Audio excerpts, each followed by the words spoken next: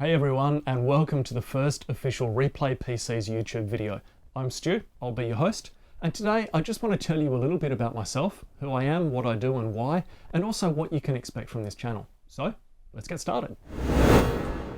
I've been selling vintage PCs on eBay for a few years now, and in fact some people watching may well be previous customers who have bought a system from me. So if that's you, please do hit up the comments, give us a shout out, introduce yourself, say hi. Feel free to post any testimonials or feedback as well if you like, but really I'd love to hear from you if you've got any suggestions or requests for content. If there's something that you'd like to see me feature, do a video on for this channel, please do chuck that in as a suggestion. Can't guarantee I'll get to it, but yeah, willing to take suggestions. As I said, I've been selling on eBay for a few years, vintage PCs, and by that, really, I'm specialising sort of in the 486 or early Socket 7 era. I have done some later Super Socket 7 systems. I've done some earlier, some 286s, some 386s. I've done some later systems as well, like Pentium 2s and 3s. But for me, it's really all about the AT form factor. That's what floats my boat nostalgically, and you'll understand why when I say a bit more in a couple of minutes. If I look up there, by the way, I'm not gazing off into the distance wistfully, I'm just reminding myself, because I've got written up on my whiteboard some of the things that I wanted to talk to you about. So yeah, about YouTube. So I have, obviously, doing these systems that I've been selling on eBay, I've encountered all sorts of issues because I don't just get something, give it a bit of a clean up and then list it.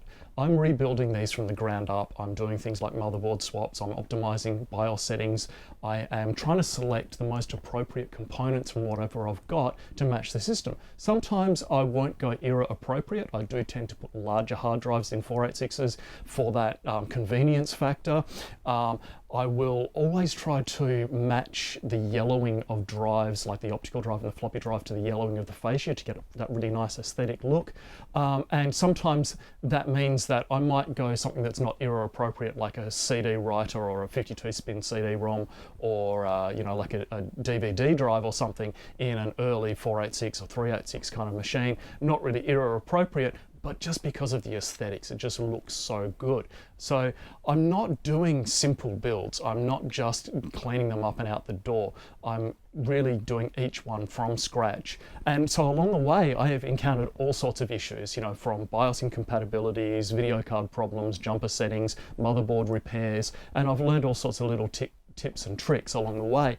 And friends have said, hey Stu, why don't you do a YouTube video? You've got a lot of stuff to share. And you know, that would have been a great idea if I'd thought of it, you know, a few years ago and actually been shooting video footage. Unfortunately, I haven't. So it's a matter of racking my brains and going, hey, you know, what have I got that I could share? I don't actually watch YouTube videos much myself because most of the time I'm just looking for you know, a particular tip, a particular solution to something. I'd rather go and read message boards because it might be something that can be described in a quick paragraph or, you know, a quick 3 to 5 minute demo video. And instead, most videos on YouTube are, you know, a lot of waffle and rambling on about why you selected components or what to do. And there's also issues with sometimes shaky video, which makes me feel sick, so I don't watch them. So what I'm really hoping to do myself with this is do more of those technical type videos that are really focused on a particular solution without too much rambling waffle, which is why I'm doing this introduction video, to get all of that rambling waffle crap out of the way. Sorry, I probably shouldn't swear, whatever, out of the way first, so that those other videos will be, you know, kind of more to the point. That said, at least the next couple of videos, the first ones that I've got planned, are going to be more of those sort of opinion pieces and a bit of waffle in there. So I hope you don't mind. But yeah, ultimately I really want to do more of those sort of technical videos. Of course, we'll see what happens. I can already tell that I'm rambling on way too much. And that's probably going to become a trend. So I'll probably fall into that same sort of category as everyone else with their YouTube videos, but we'll see. Again, post a comment if you'd like more waffle, less waffle, if you'd like technical videos that are really more to the point, or you'd like a bit more explanation in them, please do post that comment. Anyway, so just moving on to like a bit about me and my first machine. So rather than tell you how old I am, which is obviously going to change as time goes on with this video, I'll just say I was class of 92 at high school, born in 75. That will let you figure it out yourself, do the maths. But my first experiences with computing were in year 10 at high school. And prior to that, it's funny, my parents had actually been telling people, introducing me as this is our son who's good with computers, when I'd never used one and never owned one, so I didn't quite know what that was all about. But I started learning BASIC in year 10 computing class, wanted to learn a real programming language, so I actually got a book out of the library, Mastering Turbo Pascal 4 by Tom Swan, which with the whole nostalgic thing, I had to go and get another copy, which reminds me I was actually going to bring it out to show you, but whatever. And I actually, this is before I had a computer, sat down and read this thing kind of cover to cover, and that's how I learnt programming properly in a structured language. Wrote out my first programs on lined paper, you know, the tear off notepads, and used to ride over to my friend's place to type them into his computer. I really wish I'd kept that because I've got no idea what it did, what it was meant to do, or whether it even worked. But that was certainly an interesting experience. So then my first computer came in 1990. It was a second-hand XT clone.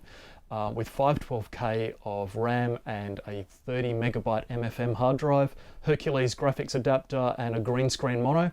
For me, monos need to be green screen. A lot of people hate green. They say it's got to be amber. I'm the other way. And I think it really is whatever you used first. So when I got to later high school, year 11 and 12, I remember being in computer class and where we had amber screens, and I hated them. It's like, this just isn't right. And what you can see behind me, Prince of Persia, I had lots of fond memories of first playing that on the Hercules because it natively supports Hercules, and on the green screen mono, that's how I first played and finished Prince of Persia. And then, year 11, I see everyone playing it on these amber screens going, that ain't right. Anyway, so that first computer only had 512K of RAM, as I said.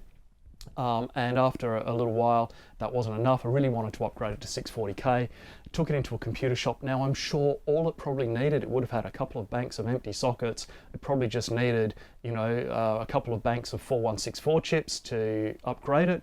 But after a couple of weeks, we rang the computer shop going, hey, what's going on? How are you traveling with this? And they said, we're sorry, we can't upgrade it. The only way we can get you to 640K is to upgrade you to an AT286 motherboard at the nice cost of $450. My parents were like, ouch, but they coughed up. And thanks, Mum and Dad. And that's how I got my upgrade to a 286, probably a 28612, I'm guessing. And yeah, that saw me through with a lot of games after that, which obviously would have been the Prince of Persia stage because that wouldn't have run on the old XT clone very well. And then probably about 18 months later, I got my first brand new computer, and that was a 486DX33 EISA or EISA machine. I don't know why I went that kind of future-proofing, but in hindsight, I'm going, there's no way that would have had a 32-bit hard disk controller in it. So I wasn't really taking advantage of that 32-bit bus anyway, kind of pointless. So 486DX33 with 8 megs of RAM and a 240 meg hard drive. I remember telling friends at school about the specs, and this was at a stage when most new computers were kind of coming up with 2 megs of RAM or 4 megs if you wanted a big upgrade, and 120 meg hard drive was big. So I said 8 megs of RAM, and they're like, what for? How big's the hard drive? 240 meg? 240 meg? What for? You're never going to fill that. Well, yeah, but that machine, it did last me through till Win95, so it was a little bit future-proofed, but that was a full height tower, and so I've got a soft spot for the full height towers. In fact, it's all those early machines that I used to use, the big old XT clone cases with the big red switch on the side, the flip top cases, we had those at school, and the full height towers. Love the rocker switches, love the absolutely useless speed displays, say high, low, or 3325 when it's just pre-configured numbers. Some people have asked me, how does it know what speed the CPU is running at? Sorry to disappoint you people, but it doesn't. It's just a dumb number. So yeah, that's where all my nostalgia really lies, is with those AT form factor cases, and as I said, the flip tops and the big rocker switches and so on. Once it gets to ATX, for me, they kind of started losing character. So yeah, I also did programming, released a few shareware games, but in terms of gaming for me, it was really starting off with things like Prince of Persia 2, Bitmap Brothers games like Xenon 2 and Gods, the Street Rod 2, Nightmare on Elm Street, I loved that one. Humans, Lemmings, great games, and especially the Sierra games and LucasArts games. So then I got a little bit into the first-person shooter games like Doom and Doom 2, and I remember being absolutely gutted when I upgraded, must have been to I think a Pentium 100, and I could no longer play Doom 2 because it gave me motion sickness. Back in those days, I didn't know about things like slowdown utilities and so on, and how well that would have worked, I'm not sure, but I was gutted because I couldn't play Doom 2 anymore. However, Quake 1 came out, and I love that game. Must be something to do with the gritty textures or something, but I've always been able to play that on any computer and it doesn't give me motion sickness. But games after that did, like Quake 2, sometimes I might be able to play it for 15 minutes, half an hour, 2 hours perhaps, but then all of a sudden within the space of like a minute, start getting that hot prickly sensation, mouth watering, feel sick, need to go and lie down for a couple of hours or even get a good night's sleep overnight before I'm feeling okay. And yes, I'm not exaggerating, that literally is how bad it can be. And it seems to be getting worse these days, like I said, with shaky video and so on. So all of those games are out for me. But that was okay because in the mid-90s I was transitioning more into music creation anyway, and I set up a home studio, so all of my focus was really on requirements for the sort of software that I wanted to run there, as opposed to gaming and graphics cards. So once you get into the Pentium 2 and 3 era AGP graphics cards, I'm not the right person to talk to about which sort of graphics card is best for which sort of game. I can do the build for you, absolutely, but you need to go away and sort of research the minimum requirements for that game and let me know. So anyway, what do I run myself here? So yes, it's a full height tower. I've got down underneath here, you can't see, but I'll probably chuck in a still image or something into the video, Pentium 200 MMX. Now I really quite like the Pentium 200 or 233 MMX systems as DOS gamers. A lot of people love 486s, absolutely. The 486 DX266 seems to be a bit of a sweet spot, but it won't run Quake. And I do like to be able to run Quake every now and then, or maybe a little bit more than every now and then sometimes. Hot tip, play it with Prodigy, the Fat of the Land CD. It absolutely rocks and will get you adrenalized like nothing else. But then a friend of mine many years ago used to play it with Enya in the background. He said it was surreal going around and blowing away these monsters while listening to this sweet Enya music in the background. Anyway, the 200 or 233 MMX, even a Pentium 166 will run Quake, but I find the 200 MMX is really quite nice for running Quake. It runs all of your older games. Occasionally you need a slowdown utility, but sometimes that really depends. So like the LucasArts Day of the Tentacle, for example, sometimes it needs a slowdown utility running on a 200 MMX. Why?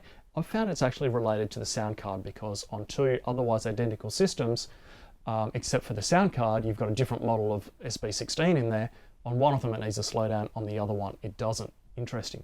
But then you'll sometimes get issues with Sierra games. Well, you've got the Go Sierra patcher for that, which almost always works. It doesn't work for joins in the fast lane, but that can actually be resolved by installing from the CD. Just a little tip there. One of the really annoying things, I know I'm rambling, whatever. One of the really annoying things about vintage, running games on the actual real vintage hardware, is that when you do encounter a problem and you Google for a solution, everything you find says run it on DOSBox, or it's relating to how to run it on a newer system in DOSBox. And you go, I'm running it on a system, on hardware that was around when the game was released, or that the game would have supported because it was a couple of years later. Someone must have had this problem before in the 90s, but you can't find the solution. So yeah, I have found a couple of tips for that, which I might share in future videos as well. But going back to running games on a 200 MMX, occasionally you might need a slowdown utility. It really depends on what games you want to play. So hit up the Vogons wiki if you search for list of speed sensitive games. Really recommend you read that list and just go, are any of these games ones that I want to play? And you might want to target whatever system you're going to build or buy according to those sorts of games and that information. Just as a tip for the sorts of utilities that you can use as well to slow these games down.